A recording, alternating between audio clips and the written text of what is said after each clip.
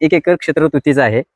त्यात मी साधारणतः 3 वर्षापूर्वी तुती लावलेली ती 3 वर्षापूर्वी तुती, त्यापासून मी तुती करतोय. पण मी रासायनिक मध्ये करत होतो तुती. रासायनिक मध्ये तुती करत होतो त्यासाठी मी साधारणतः 1-2 खत ह्याचं सुद्धा टाकलं होतं, की गांडूळ खत 2 टन टाकलं होतं. 2 टन गांडूळ खत या शेतीला टाकले. म्हणजे एका सरीला मी 1 पोतं टाकले. आणि मी म्हटलं की आता माझा पाला भरपूर येणार असं मला वाटलं होतं. गैरसमज म्हणजे पण पाला आला नाही. पाला आल्या नसल्यानंतर माझ्या लक्षात आलं की म्हटलं गांडूळ खत टाकून मी पाला येईना म्हटल्यानंतर मग आणि काय प्रॉब्लेम आहे. तर आता मला ते नंतर लक्षात आलं की बाबा गांडूळ खत नुसतं टाकून उपयोग नाही, तर ते काम करणार ते जीवाणू पाहिजे. लोक प्रचंड व्यापार करतायत. शेणखत, गांडूळ खत आजकाल ब्रँडिंग पोती भरून येत आहेत. 2 टन गांडूळ खत टाकून सुद्धा अपेक्षित पाला वाढ होईल असा जो गैरसमज होता त्याचा काही उपयोग झाला नाही, फुकट गेलं. कारण सांगतो मित्रांनो, वरून आणून काही गोष्टी टाकायच्या नसतात. तुमची जमीन पहिल्यांदा कसदार केली पाहिजे.